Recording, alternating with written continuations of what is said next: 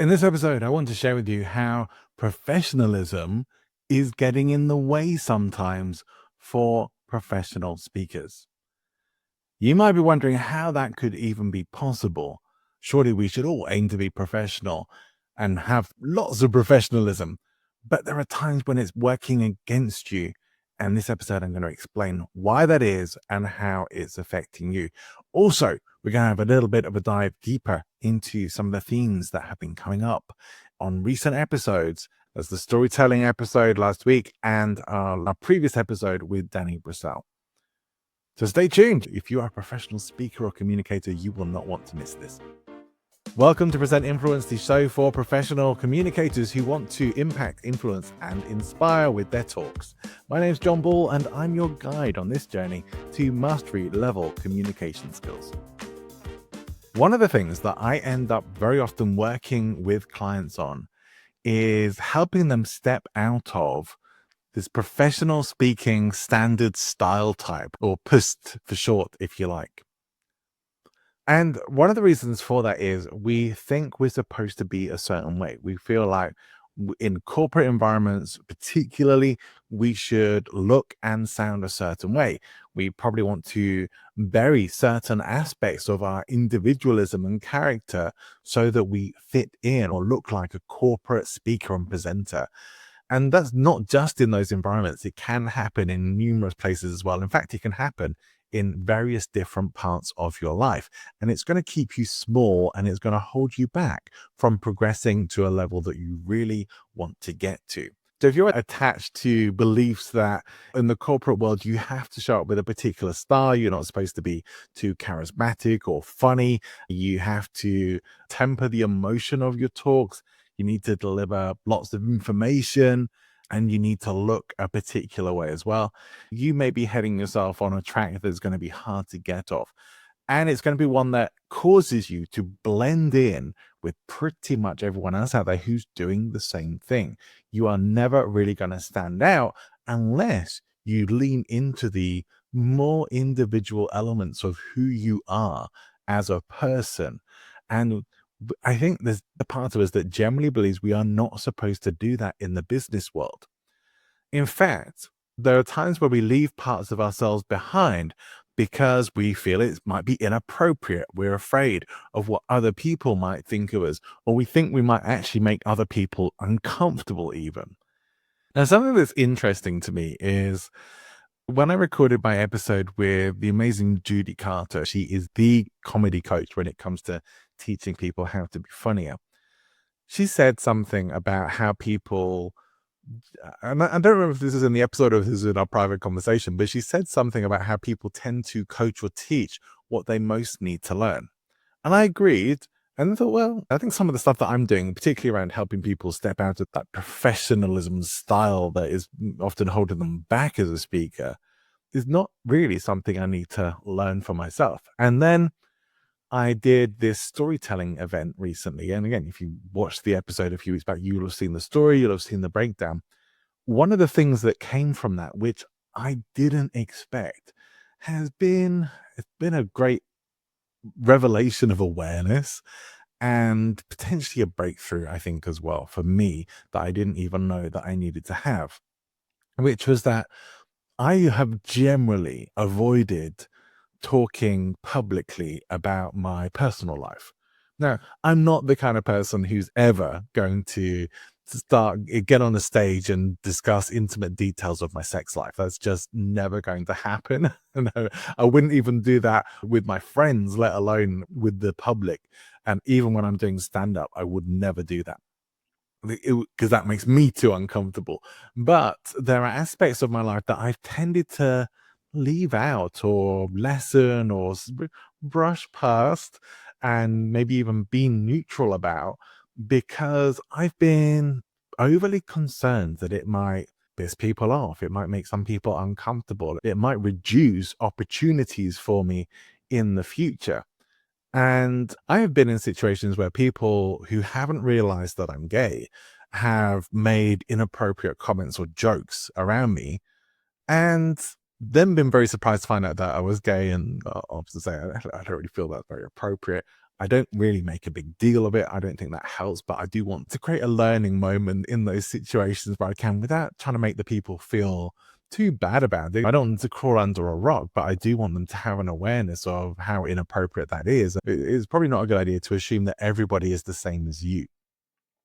So I always hope that I can leave those situations a bit better, but it does also indicate that I'm very low key about my own sexuality and my relationship and those sorts of things, that I don't bring them up very much. I'm not keeping secrets, but I think there is something inside me that feels I don't want to be too public. I don't want to be too exposed or too in your face about these things. Even just mentioning that you're gay or married to a man or whatever. Some people are like, oh, you're in my face. You're forcing your gayness down my throat. I'm not going to force anything down your throat because that would be highly inappropriate. But there are people who are like that.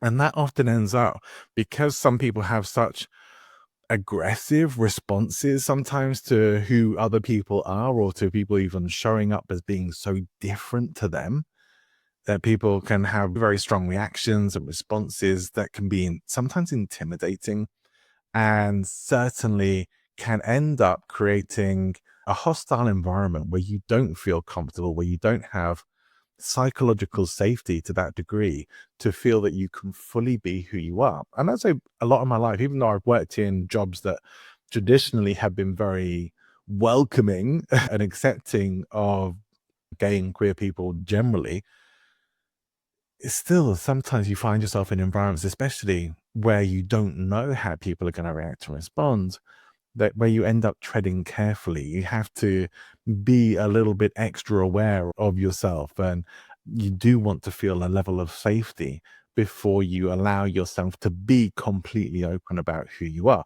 An example of this would be a company that I worked with recently. And when I joined the company, I knew that probably most, if not all, of the people in that company were very religious. They were all, not all necessarily evangelical Christians, but they were all Christians, and they were all very public about that. There were some exceptions, as it turned out. But even then, those people felt a little uncomfortable talking about themselves not being that because of that religious environment in that company. And as such, I didn't know if it was going to be received not just as someone who doesn't have religious or particularly spiritual beliefs, but also as someone who has a different sexuality to what they might consider the norm or the biblical right sexuality. It ended up that it wasn't really an issue at all. In fact, I would probably say my lack of religion was probably a bigger issue in that company. I don't know for sure, but I think it was a bit of an issue with certain people there. But it just goes to show you that there are going to be times where you may end up being discriminated against in some way because of who you are. You may end up getting hostile reactions because you own who you are and because you're honest about that. And not sharing those thoughts and experiences is diminishing yourself, for starters, making yourself feel like you can't be fully open and honest, because everything in your life and everything about who you are goes towards part of your character and your charisma. It's the things that make you who you are today.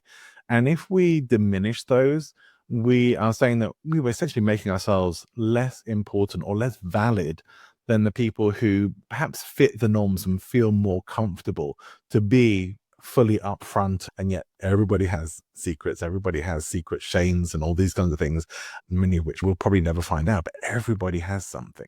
To me, there was a lesson in the storytelling about what I actually got up on stage and talked about. I was talking about coming out as gay. I was talking about some of the reactions I had from the bad experiences as well as some of the good, and the relationship with my family and things like that. And it felt really good to own that and to be public with it. And definitely felt good to have that well received as well, and not be concerned with whether it was making people around me uncomfortable or whether some people may have thought less of me because of it. It was much more unapologetic. Like, I'm refusing to apologize for who I am. I'm not trying to be professional. And I'm not trying to cut off a part of my life from my speaking and from my podcasting and from my coaching work because some people might not like it. Some people might be uncomfortable. Some people may not approve. So what? Those are not my people. That's the reality of it. And maybe there are some learnable moments that could come up with them. Maybe not. Maybe it is something that's going to cut me off from certain opportunities. But do I want those opportunities if I'm having to limit myself and who I can be in those environments? I'm starting to find that more and more unacceptable. And I didn't realize how much I needed to learn that lesson for myself to step out of the trying to portray this public image of professionalism, realizing that this thing that I'm teaching other people, I hadn't fully learned that lesson myself. I'm still learning it. I'm still figuring stuff out. And yes, I am someone who is helping to coach people on something that I need to work on as well, that I'm getting better at gradually, and about owning the fullness of who I am and being unapologetic of it. So this doesn't mean that I need to ram content about myself and my sexuality into every single talk or anything that I do, but being unafraid to mention that I have a husband as casually as a straight person might mention that they have a husband or wife. Why should I be afraid to mention that just because some people might go, ooh, or who cares? Who cares if people are shocked? Let them be, because we may convince ourselves that those aspects of us are unimportant, but they're not. They are a part of you. They inform who you are. They inform the decisions you make. And we are also potentially cutting people off from the ability to really know who we are. And I think many people do this. This isn't just something that exists for LGBT plus people. This is something that is very common, of keeping significant aspects of ourselves back for fear of negative judgment.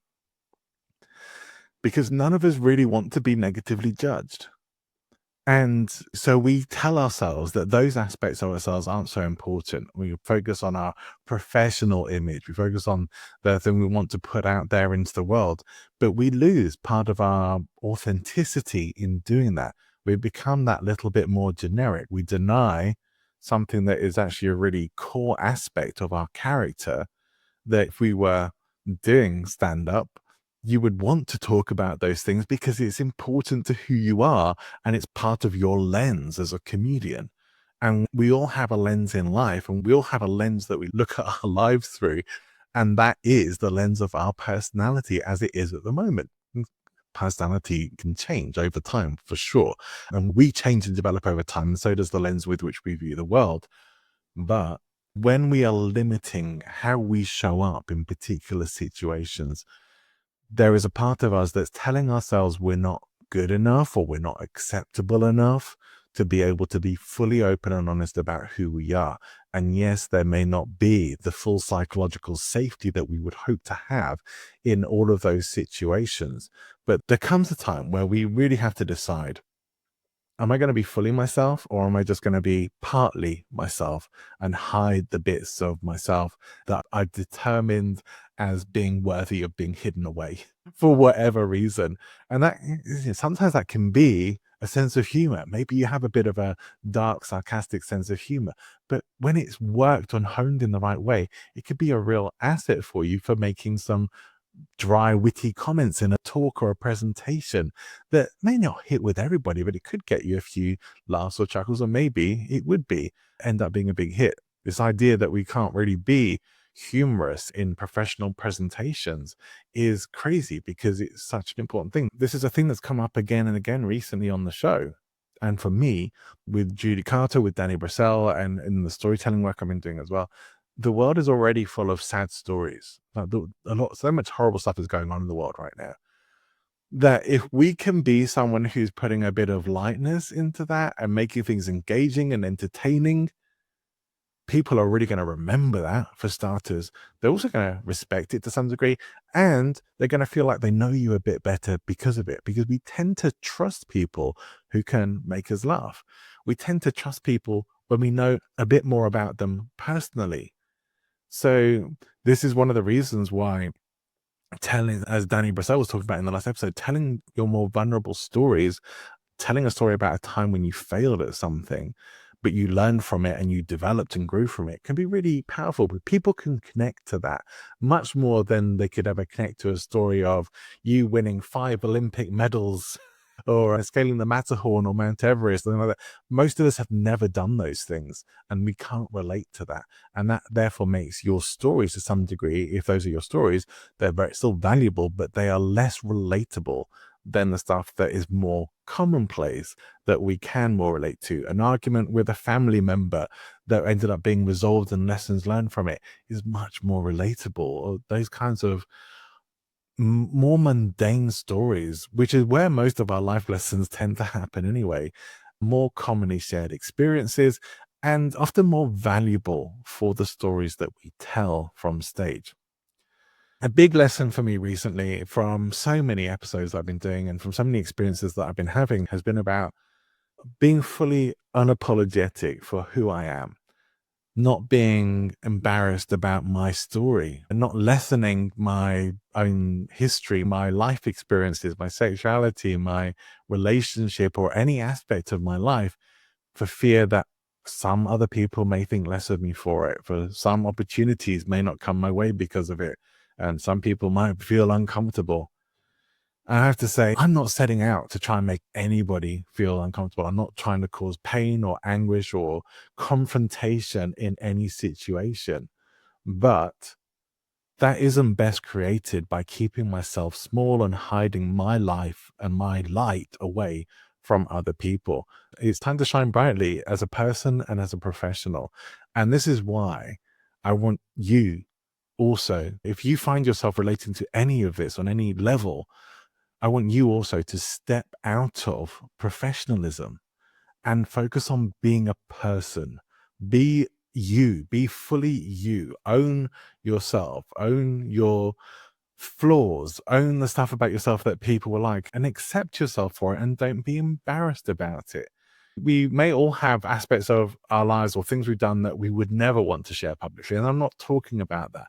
I'm talking about the aspects of you that make you who you are, your unique lens on the world, your personality, your life history that has led you to becoming the person that you are today should never be lessened because some people might not like it.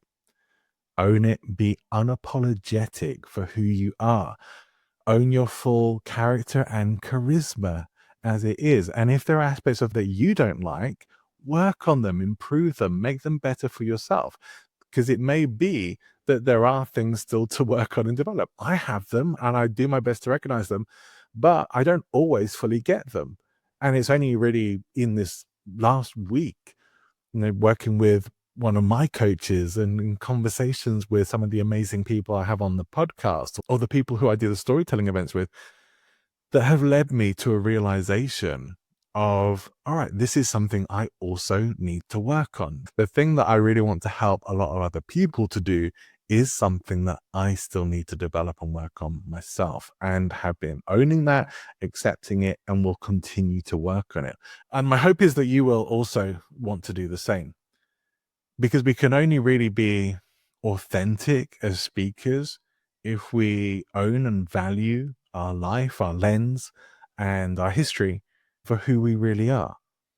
This does not mean you have to air your dirty laundry from the platform or you have to share every aspect of your life with your audience, but the stuff that's important to you, the stuff that matters about who you are and how you got to become who you are today, the lessons that you learned. Some of them can be difficult to talk about or to own. A good friend of mine is doing a storytelling event where she's going to be talking about some of her issues with mental health. That's such a vulnerable and difficult thing to talk about. But owning that is going to be empowering for her and also is going to send a message to other people who've been struggling with those kind of things of you're not alone. You will have something to learn from this story. And for those who maybe haven't had those kinds of issues, they're going to have a deeper level of understanding and compassion, hopefully, for her and others who may have those kind of conditions. But we only get to these points by doing the difficult stuff, which is being honest and open about who we are and our lives and our stories, sharing them with the people who it's going to matter to. So, look, I hope beyond anything that there is something for you in what I've been talking about here? And if there is, I would love to hear from you, because some of it is going to be a little bit deep, some of it may be a little sensitive, and maybe bring some stuff up for you. If you want to talk about that, if you want to work on some of this stuff, get in touch. I'd love to chat with you, and let's see if we can help you step out of professionalism and into being a human, so you can have human to human interactions with people rather than diminishing parts of yourself for what you feel is going to be acceptable for everyone else. I don't know about you, but I always look at people who are fully unapologetic for who they are and admire them. I always think, wow, I want to be more like that, more unapologetic for who I am and for how I show up in the world, and really just own it and not feel like I have to hold myself back or bite my tongue or switch words so that I can be more vague and unspecific in my language so as I don't upset or offend anybody. Let's leave that stuff behind. It's a challenge. It's going to rub some people up the wrong way, but it's time. It's time for connection. It's time for relationship. It's time for authenticity.